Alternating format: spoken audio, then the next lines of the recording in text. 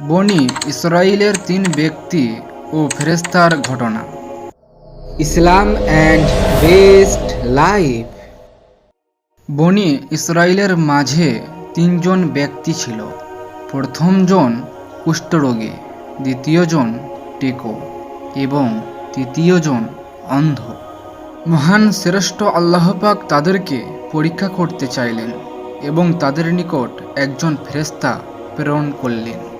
অতঃপর প্রথমে কুষ্ঠরোগীর কাছে এসে সেই ফেরেশতা বললেন, তোমার সবচেয়ে পছন্দের জিনিস কোনটি?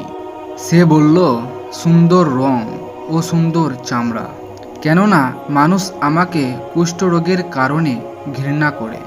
তখন ফেরেশতা তার শরীরে হাত বুলিয়ে দিলেন, এতে তার রোগ দূর হলো এবং তাকে সুন্দর বর্ণ ও সুন্দর চামড়া দান করা হলো। অতঃপর তিনি প্রশ্ন করলেন, তোমার নিকট কোন সম্পদ সবচেয়ে বেশি পছন্দনীয়? সে বলল, উট। তাকে তখন 10 মাসের গর্ভবতী একটি উটনি দেয়া হলো। ফেরেশতা বললেন, আল্লাহ এতে তোমায় বরকত দেবেন। তারপর তিনি টেকো ব্যক্তির কাছে এসে প্রশ্ন করলেন, তোমার সবচেয়ে পছন্দের জিনিস কোনটি? সে বলল, সুন্দর চুল এবং এই টাক হতে মুক্তি, লোকেরা যার কারণে আমাকে ঘৃণা করে। ফেরেশতা তার মাথায় হাত বুলিয়ে দিলেন, এতে তার টাক ভালো হয়ে গেল এবং তাকে সুন্দর চুল দান করা হলো। এরপর ফেরেশতা বললেন, কোন মাল বা সম্পদ তোমার নিকট অধিক প্রিয়? সে বলল, গরু। বর্ণনাকারী বলেন, তখন তাকে একটি গর্ভবতী গরু দেওয়া হলো। ফেরেশতা বললেন, আল্লাহ এতে তোমাকে বরকত দেবেন। তারপর ফেরেশতা অন্ধ ব্যক্তির কাছে এসে প্রশ্ন করলেন, তোমার অধিক পছন্দের জিনিস কোনটি? সে বলল, আল্লাহ যেন আমার দৃষ্টিশক্তি ফিরিয়ে দেন, আমি যাতে মানুষকে দেখতে পারি। ফেরেশতা তার চোখে স্পর্শ করলেন, এতে তার চোখের দৃষ্টি আল্লাহ ফিরিয়ে দিলেন। এরপর ফেরেশতা প্রশ্ন করলেন, কোন মাল তোমার নিকট অধিক প্রিয়?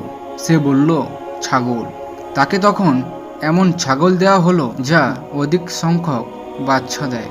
তারপর প্রথম জনের উট, দ্বিতীয় জনের গরু এবং তৃতীয় জনের ছাগলের বাচ্চা হলো। ফলে একজনের উঠে ময়দানে ভরে গেল, অপরজনের গরুতে মাঠ পূর্ণ হয়ে গেল এবং আর একজনের ছাগলে উপত্যকা ভরে গেল। তারপর তাদের পরীক্ষা নেওয়ার জন্য আবার সেই ফেরেশতা কুষ্ঠরোগীর কাছে তার প্রথম রূপ ধারণ করে এসে বললেন, আমি একজন মিসকিন, সফরে আমার সব কিছু শেষ হয়ে গেছে। আজ আল্লাহ ব্যতীত কেউ নেই যার সাহায্যে আমি আমার গন্তব্যে পৌঁছাতে পারি।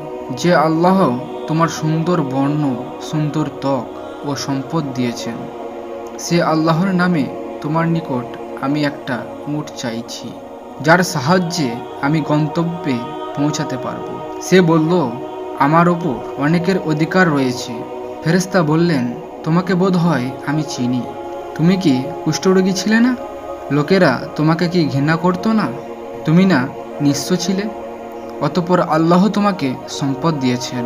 এই সম্পদ তো আমি উত্তরাধিকার সূত্রে পূর্বপুরুষ থেকে পেয়েছি। তিনি বললেন, তুমি যদি মিথ্যাবাদী হও তাহলে তোমাকে যেন আল্লাহ আগের মতো করে দেন। এরপর তিনি টেকো ব্যক্তির কাছে তার প্রথম রূপ ধারণ করে এসে প্রথম লোকটিকে যা বলেছিলেন তা বললেন এবং সেও একই উত্তর দিল যা পূর্বের লোকটি দিয়েছিল। ফেরেশতা একেও বললেন, তুমি যদি মিথ্যাবাদী হয়ে থাকো তাহলে আল্লাহ যেন তোমাকে পূর্বের অবস্থায় ফিরিয়ে দেন। এরপর ফেরেশতা অন্ধ ব্যক্তির কাছে তার আগের রূপ ধারণ করে এসে বললেন, আমি একজন মিসকিন মুসাফির, আমার সব কিছু সফরে শেষ হয়ে গেছে। এখন গন্তব্যে পৌঁছাতে আল্লাহ ব্যতীত আর কোনো উপায় নেই। তোমার সহায়তা চাই। সেই আল্লাহর নামে তোমার কাছে একটি ছাগল সাহায্য চাইছি, যিনি তোমাকে তোমার দৃষ্টিশক্তি ফিরিয়ে দিয়েছেন। এই ছাগলটি দিয়ে আমি বাড়ি পৌঁছাতে পারবো। লোকটি বলল, আমি অন্ধ ছিলাম, আল্লাহ আমার দৃষ্টিশক্তি ফেরত দিয়েছেন। আমি দরিদ্র ছিলাম, আল্লাহই আমাকে ধনী করেছেন। কাজী তোমার যত ইচ্ছা মাল বা সম্পদ তুমি নিয়ে যাও, আল্লাহর শপথ, মহান আল্লাহর ওয়াস্তে আজ তুমি যা কিছু নেবে তার জন্য আমি আজ তোমার নিকট কোনো প্রশংসাই দাবি করব না। ফেরেশতা বললেন, তোমার সম্পদ তোমার কাছেই রাখো, তোমাদেরকে শুধুমাত্র পরীক্ষা করা হয়েছে। তোমার প্রতি আল্লাহ তাআলা সন্তুষ্ট এবং তোমার অপর দুজন সাথীর প্রতি অসন্তুষ্ট হয়েছেন। হযরত আবু হুরায়রা রাদিয়াল্লাহু তাআলা আনহু হতে বর্ণিত। অর্থ, টাকা ও সম্পদের গরমে কখনো অহংকার করা যাবে না এবং অসহায় মানুষ সাহায্য চাইলে তাকে ফেরানো যাবে না, বরং সাধ্যমতো সাহায্য করতে হবে। কখন কার দ্বারা আল্লাহ কার পরীক্ষা নেবেন তা বলা মুশকিল। তাই লোভ, লালসা, অহংকারকে পিছনে ফেলে অন্তর দিয়ে ভেবে কোনো কাজের ফায়সালা করতে হবে। সর্বদা আল্লাহর নিয়ামতের শুকরগুজার হতে হবে।